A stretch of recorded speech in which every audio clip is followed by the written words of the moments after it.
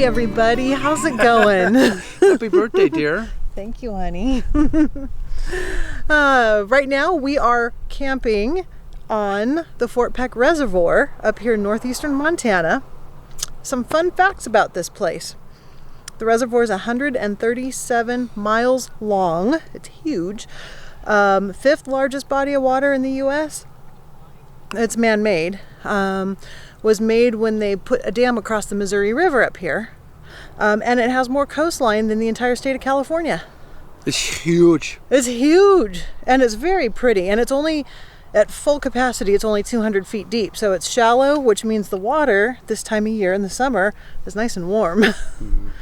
Perfect for... But there are some, I know you're not going to be able to see this. There are some big fish in here.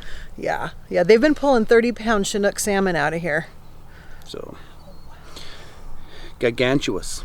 So we're going to give you a little bit of a look around and show you what it's like to boondock. We're in a BLM campsite right on the lake. You can stay for 14 days for free, and they have trash collection and a vault toilet. And during the week, it's kind of quiet. Yeah. But on the weekend, everybody and their dog, and I mean dog, show up. And their boat. Everything is a fifth wheel with a boat that comes in. And so if you want to camp here, you want to arrive on Monday or Tuesday. If you arrive on Thursday, you're going to have to just stuff yourself in whatever hole's left.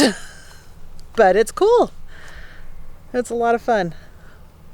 All right, we got to go west for right now. We got to go do laundry. All right, we'll catch up with you in a bit.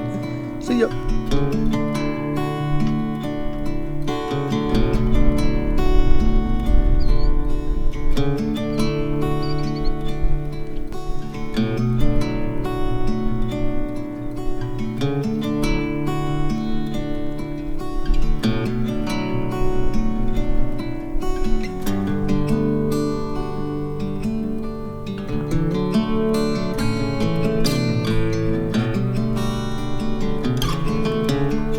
We're out here camping on Fort Peck Lake, just outside Glasgow, Montana.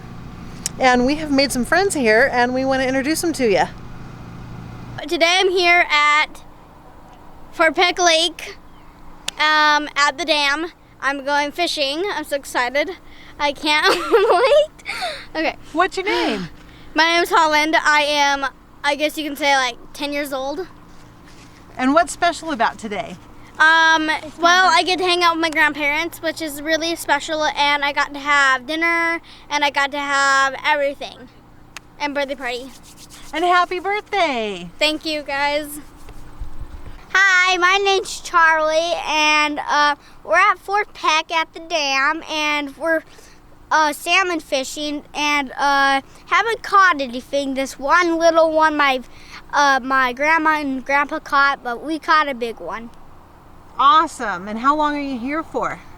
2 weeks, but we're going to be here for 2 days. So it's almost time to go home, huh? Yes. Are you looking forward to going back to school? Yes. Awesome. Give everybody a big wave. Hi. Bye.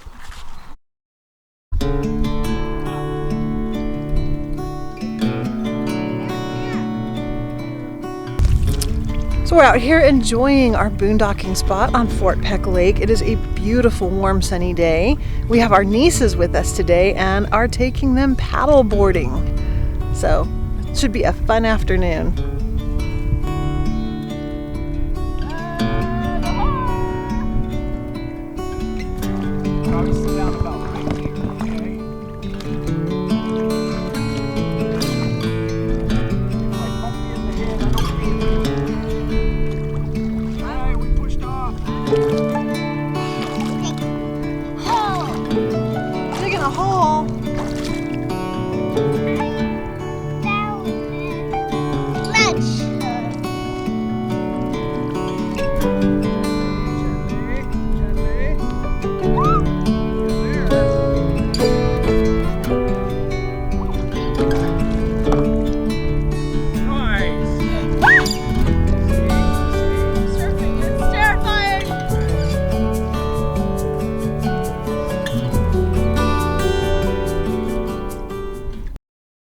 So we've been wanting to camp here for quite a while, every time we come to the area, we talk about it, and either we're pressed for time and we're visiting family because his dad lives 30 minutes one direction from there and his brother lives 30 minutes the other direction, so we usually just go from one to the other. This time we were going to be in the area for about 6 weeks. We were, with the work getting done on the truck, so we decided this time we get to camp at the lake. Yeah, she got her dream. And it was nice.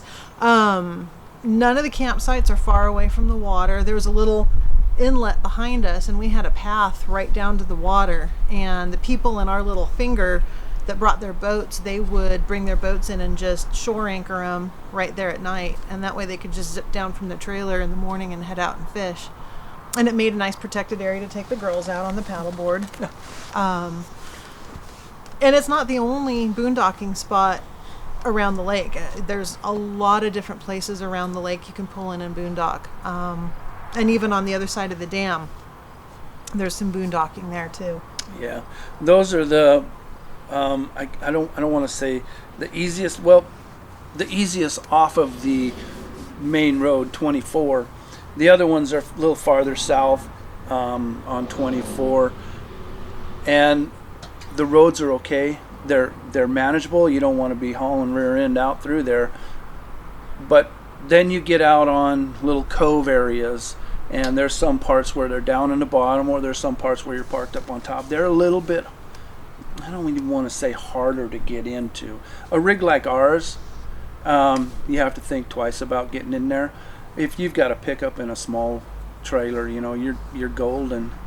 Where we were, I would say you could pull any size rig in there. The only caveat to that is when it rains there. And like the rain we had, it only rained one night and then it dried up, so we were fine. But if you have persistent ongoing rain, that ground turns to mush. Yeah, it's pretty clayey stuff. It's pretty snotty. So if you're going to be there and you see that it's going to be raining, I mean, he buried his brother's 4-wheel drive out there last year, scoping out campsites. Yep, I was a little scared. So you just want to keep that in mind as you go in there. What are your vehicle's capabilities if you get several days of persistent rain and it turns really muddy? It's nice. There's a dump station just on the backside of the dam. It's free. They have potable water. They have trash. So that's really nice. That's handy. It's not more than a 5-minute drive. So if you need to go out and dump and come back, you can. They also have a pump out service that for $25 will come around and pump your tanks. Yeah, I don't know about giving water, but there's a place not too far. It's called the Gateway. It's a little restaurant bar there, and just kind of east of there, probably about 100 yards, there's a visitor center, an old one. It looks like they don't use it anymore, and it has water there. You can just hook up. I did it a couple of times. It's a neat area. It's very easy to camp there because you have the dump station and the water close by. You're right on the lake. The restaurant right down the street, the Gateway, it's a great little place to go eat. There's a gas station down there that sells ice, and they're very limited on food and stuff. It's mostly for fishermen when they come in and they can get tackled there and everything. You might buy a loaf of bread and peanut butter there. And then there's a couple of paid campgrounds in the area too, especially down behind the dam. There's a nice one near that dump station, and there's a campground at the marina, which is close to where we were, and there's another little tiny RV park at the gas station. So there's a lot of camping options in that area, and you're sitting right in the middle of a 1,000,000-acre wildlife refuge there too, which is kind of neat. You're gonna have to fight for places because it's a very good fishing place. A certain time of the year, I don't know, I can't remember what my brother said, but when the fishing game they're tagging the salmon or whatever they're doing, they're down at the foot of the outlet, and they're hooking salmon to test them and check them and whatever it is. I don't know what they do, but they'll give you as much salmon as you want. So you can go there, and as they're hooking them and everything, they'll give them to you. It's pretty cool. Right near the dump station, it's like right around the corner from the dump station, it's the fish hatchery building, and that's where they do it. Yeah, I think. Yeah. I think that's where they do it. Yeah. It's a nice little stopover if you're passing through that area of the country. Yeah, it is. It's very cool. The visitors center down at the bottom has a lot of history on the dam, and a lot of history on what goes on and what had gone on around there with the dinosaurs and things. Yeah, you've got the Montana Dinosaur Trail, and it turns out that Montana had like the largest concentration of T-Rex dinosaurs of anywhere in the world, and they've uncovered some massive skeletons on the properties up there. So when you visit the visitor center or some of the other areas, it's like part dinosaur history, part Lewis and Clark Trail history, and part dam history. It's neat. Yeah.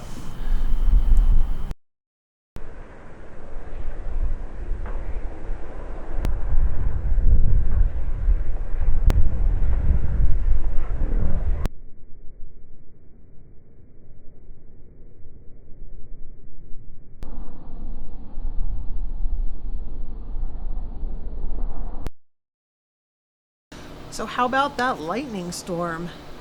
That was quite the show Mother Nature put on. And it started out, I was actually out walking through the campground, watching the storm pass across the lake to the south of us right at sunset, and took some pictures and thought, wow, the storm really makes for a pretty sunset.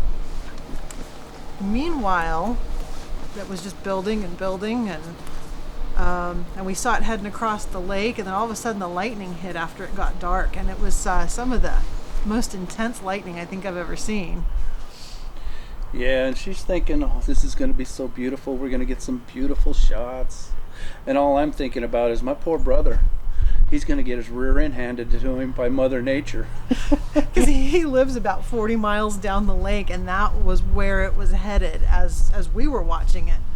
Yep, Mother Nature said, oh, wait a minute, I forgot to clean that table over there, and it headed north. Straight at us. Yep. From heading east, it turned north on us real quick, and we had a couple of sprinkles on the window, and we're thinking, well, we probably ought to get inside and just, and all. We no more than got inside, and the wind came through. I mean, we're talking hurricane winds. Holy mackerel.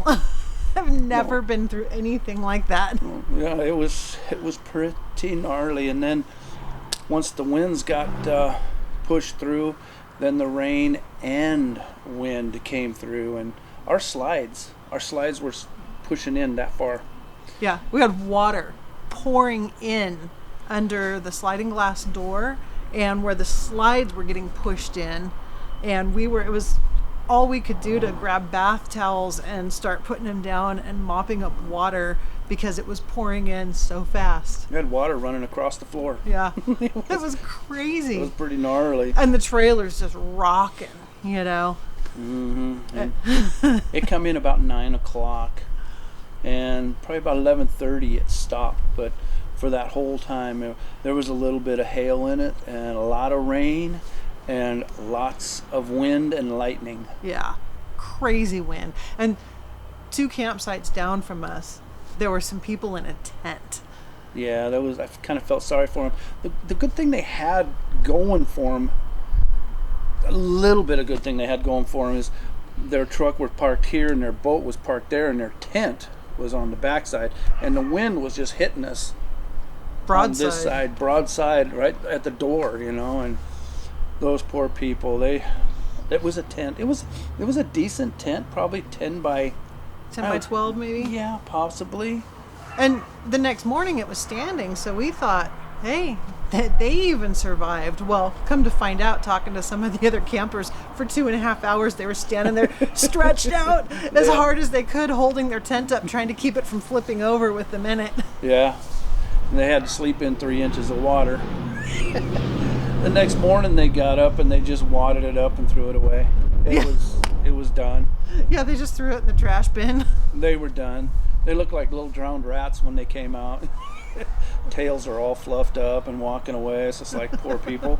But that's something to keep in mind if you are camping on a lake like that, where you're up on a hill in Montana. The storms blow through fast and fierce, and it can change like that. Yeah. And they can turn and just head straight for you. And if you have an awning If you have one of those little tent rooms, anything like that, it'll take it and just tear it up.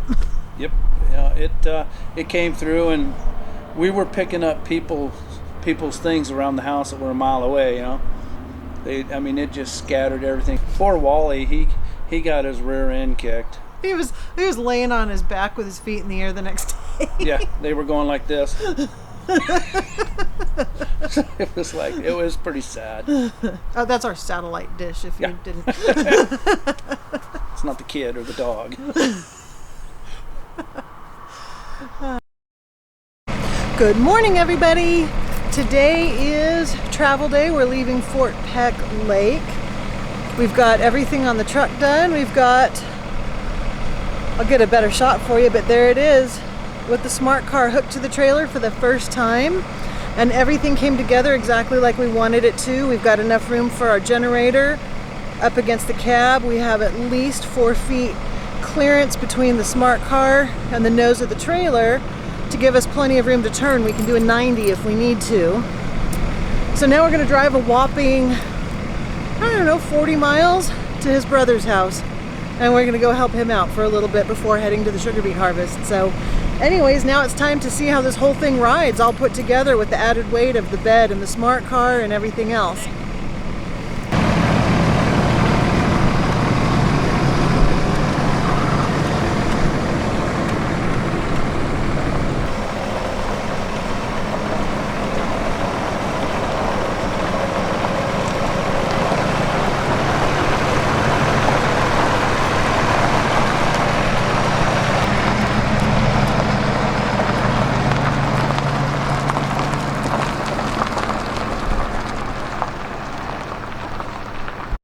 One thing we'd really like to say is thank you to each and every one of y'all for watching and for subscribing. We've noticed we've had quite a bit of growth in the channel lately, and so if you're new to the channel, welcome. We're so glad to have you here, and just thank you to everybody and the ones who've been around since the beginning. We appreciate you too, and we're so glad to have everybody. And remember to hit the thumbs up and to leave us a comment, because we love hearing from you. And just thank you very much for making this what it has been. It's been very enjoyable for us. It has. All right, we will see y'all probably from the sugar beet harvest. Oh boy. Yes, it's that time of year. See you next time.